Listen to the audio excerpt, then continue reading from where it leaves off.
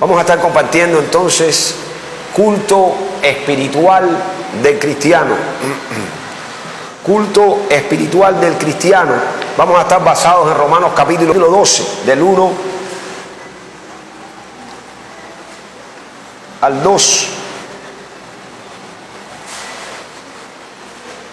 Así que, hermanos, os ruego por las misericordias de Dios que presentéis vuestros cuerpos en sacrificio vivo, santo, agradable a Dios, que es vuestro culto racional, vuestro culto a Él, vuestro verdadero culto a Dios.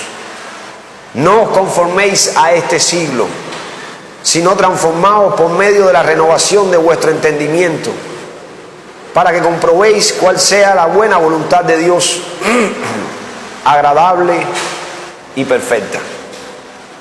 Dios nos salvó para que Él pueda recibir verdadera adoración y alabanza. Si vamos, por ejemplo, a Isaías 43,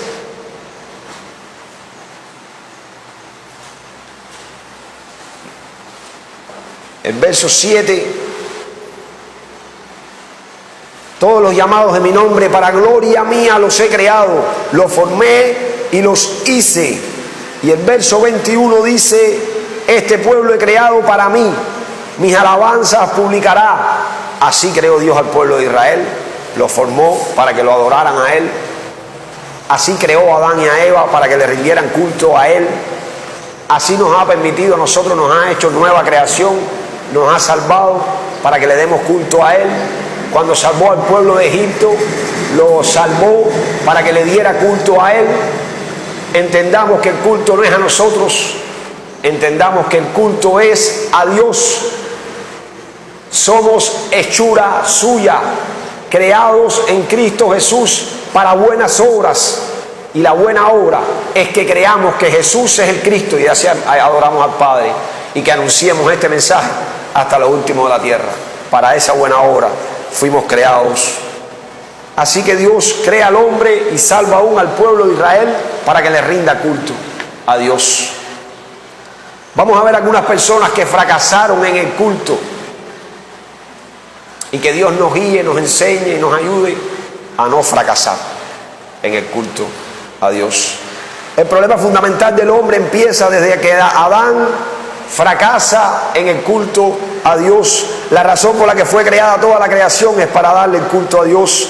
El núcleo del fruto de la ciencia del bien y el mal es el culto. Adán tenía la potestad de ser gobernador en lugar de Dios para sojuzgar a toda la creación. Sin embargo, en la relación con Dios tenía que reconocer que Él era creación y servir a Dios como creador. Así le daba el culto a Dios.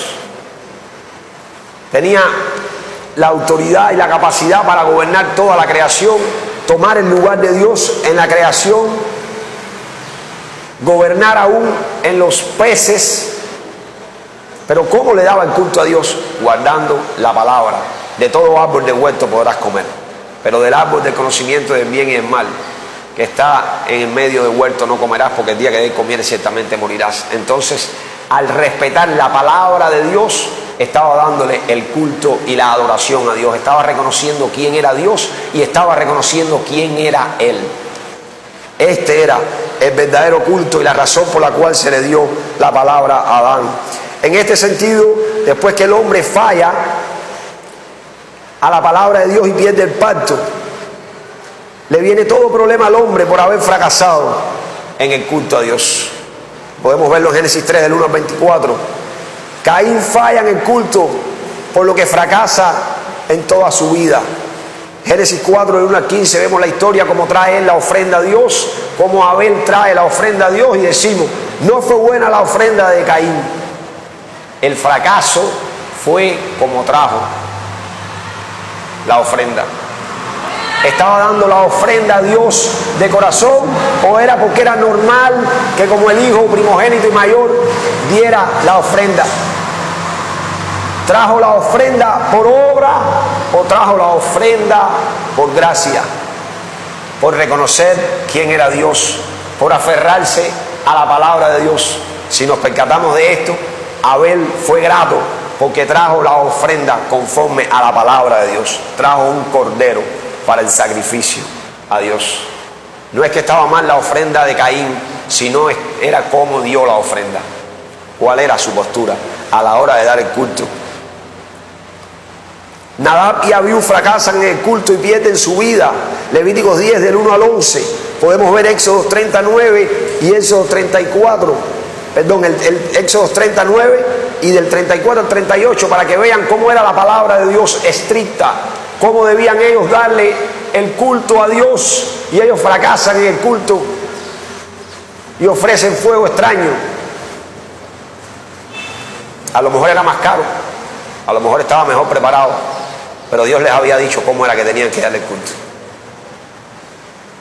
Y por eso fracasaron, no dieron el verdadero culto.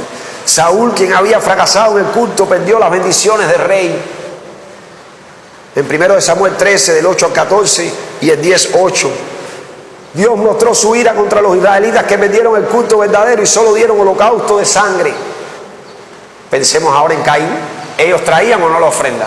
Ellos tenían que ofrecer sacrificio. Y los israelitas venían y ofrecían el sacrificio. Pero lo estaban haciendo verdaderamente. Daban el sacrificio fijándose en el Mesías que había de venir. O simplemente daban el sacrificio como obra, porque había que hacerlo y ya estaban acostumbrados a hacerlo. ¿Dónde estaba la fe de ellos? ¿O era por obra? Por eso ellos fracasan en el culto. ¿Cuál es el verdadero culto? Ellos fracasaron porque aunque dieron el culto, no dieron el verdadero culto. Pensemos en Caín, dio la ofrenda que tenía que dar, pero no conforme a la fe, no conforme al pacto. Los israelitas daban las ofrendas, pero no conforme al pacto. Tenían que sacrificar conforme al pacto, y el ejemplo es Abel, que también dio ofrenda, pero conforme a la palabra de Dios, en fe. El culto de Dios, o Dios recibe el culto que se da en espíritu y en verdad. Juan 4, 24. El culto que se da en verdad no es un culto externo o para preservar una forma, sino que debe ser un culto que viene como resultado de amar a Dios verdaderamente. Este pueblo de labios me honra, su corazón está lejos de mí. Así le pasaba al pueblo. Daban el culto, pero tenían su corazón en otro lugar. Dios quiere el verdadero culto, en espíritu y en verdad. Isaías 29, 13 y Marcos 7, 6. El pueblo de Dios que se ha percatado de la verdad que Jesús es el Cristo y que ha nacido de nuevo con el Espíritu Santo, tiene una conmoción con gracia y da un culto que está dentro de la obra del Espíritu Santo, en espíritu y en verdad. ¿Sabe por qué me gusta reunirme con ustedes? Porque ustedes no están aquí por obligación. ¿Cuántas personas vienen al culto porque les toca venir al culto? Algunos dicen, ay, hoy hay culto, tengo que prepararme porque hoy viene el pastor, o porque hoy hay culto, tengo que ir al templo. No están dando el verdadero culto. Pero cuando una persona es el Espíritu de Dios quien reina en su corazón, está constantemente dándole el culto a Dios. Esa persona está constantemente en adoración, esa persona está constantemente compartiendo la palabra, esa persona desea reunirse para compartir la palabra. Dios nos da esta oportunidad de estar todos ahora reunidos y estamos acá. Quizás un viaje largo, quizás una noche cansona a la hora de dormir, pero queremos darle culto a Dios de corazón. Por eso me gusta reunirme con ustedes. El dar el culto en verdad es algo que se hace aferrándose a la palabra de verdad. No vinimos a comer, a sentirnos bien, a pasarla, a vernos, que hacía mucho tiempo que no nos veíamos y cantamos muy lindo y hacemos una obra de teatro, sino que damos un culto conforme a la palabra de Dios, porque el culto único que podía darle Adán a Dios era a través de la palabra, el pacto que Dios le había dado. Al no hacerlo así, falló en el culto. ¿Cómo nosotros podemos dar el culto a Dios hoy? Aferrándonos a la palabra, al nuevo pacto que Dios nos ha dado, el pacto del Mesías, que Jesús es el Cristo. Guardando entonces esta palabra y mostrando la palabra correctamente, le damos el culto a Dios, aunque no cantemos mucho. Estamos honrando la palabra de Dios por la cual nosotros tenemos vida, y la palabra por la cual debía vivir Adán. Si respetaba la palabra, vivía. Y si nosotros hoy creemos la palabra, vivimos. Y esta palabra se trata acerca del Hijo, y le damos la gloria al Padre cuando nosotros honramos al Hijo. El verdadero culto lo pueden dar las personas que creen en Jesús como el Cristo. El culto que se da con la gracia, el agradecimiento y la emoción de la salvación y del hecho que Jesucristo resolvió todos los problemas, es el culto que se da en espíritu y en verdad, les decía. Por eso estamos aquí. Estoy alegre de que Dios haya resuelto todos mis problemas. Consumado es. Al resolver todo problema, quiero honrar a ese Dios. No vengo a donde está ese Dios para que resuelva mi problema.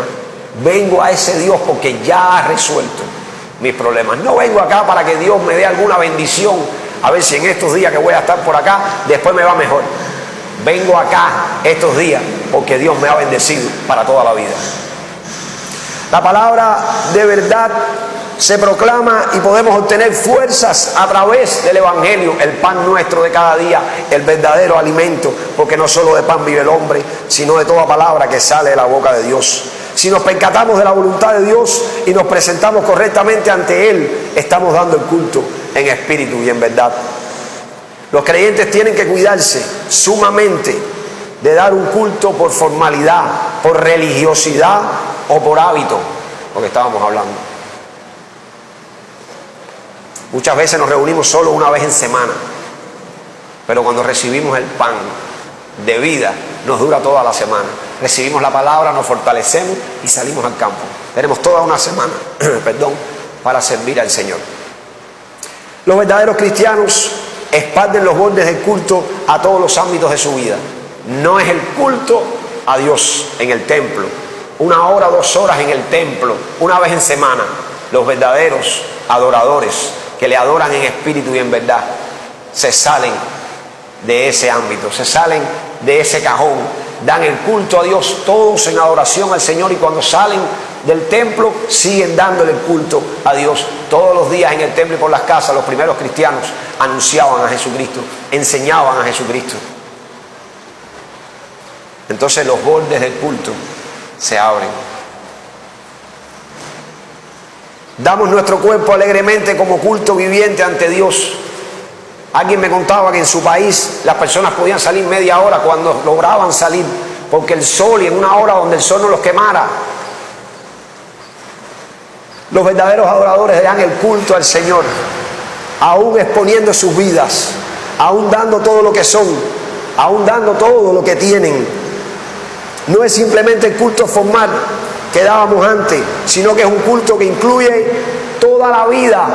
Vengo aquí, doy el diezmito de lo que me sobra, pongo mi ropita linda, di un paseíto, cumplí, y voy entonces a recibir las bendiciones en toda la semana. Nosotros nos reunimos para honrar y glorificar al Dios de los cielos, que nos dio todas las cosas.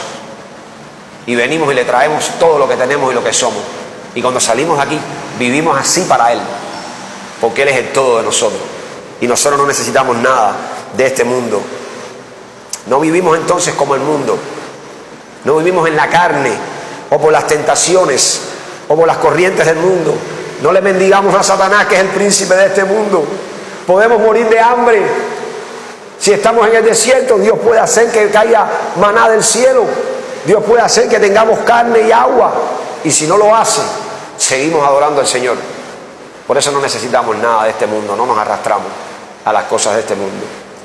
Si obtenemos cosas de este mundo, pudiéramos decir, las reciclamos, no sé si está bien dicha la palabra, las utilizamos para seguir extendiendo la obra del Señor, no para nosotros mismos. Si verdaderamente somos salvos, ya no vivimos por nosotros mismos. Gálatas 2:20, he muerto y vivo con Cristo por la fe en Él, para su gloria. Segundo a los Corintios 5:15, Él murió para que yo ahora viva para Él.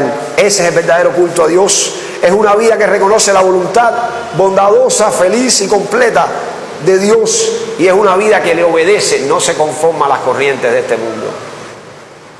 No vive como los demás viven, no vive para sí, vive para aquel que lo salvó.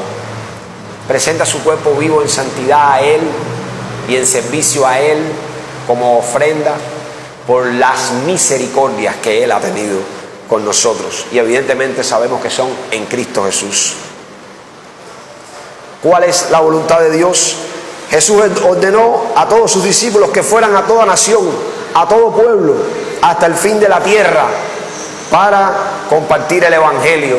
Y lo vemos ahí en Mateo 28, 18 al 20, Marcos 16, 15, Hechos 1, 8. La evangelización mundial es lo que Dios pide. Muchos traen bastante dinero, pero Dios pide la evangelización mundial.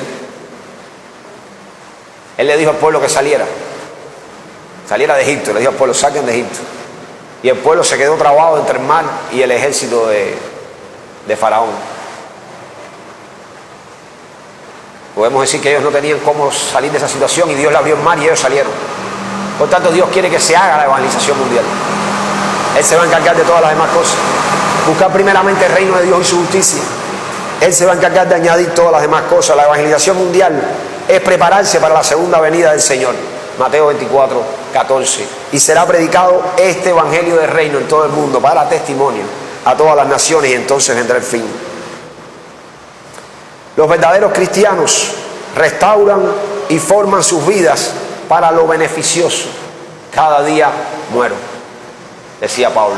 Por tanto, nosotros sacrificamos nuestros cuerpos, lo damos como ofrenda en sacrificio a Dios, si fuera necesario. Los apóstoles, los primeros cristianos, fueron ofrendas para el servicio del Señor y se sentían dignos de sufrir por causa del nombre. ¿Qué habla del nombre? Habla de este Cristo como rey, sacerdote y profeta que resuelve el problema del hombre y todos los demás problemas. Ahora ellos estaban entregados a Él, ahora ellos pertenecían a Él. Sus vidas también eran de Él, porque estando con Él era que tenían vida. Ese es el verdadero culto a Dios. El verdadero culto del cristiano es toda su vida. No es una religión, no es un cumplimiento, no es ya fui y terminé, es toda su vida para el reino de los cielos.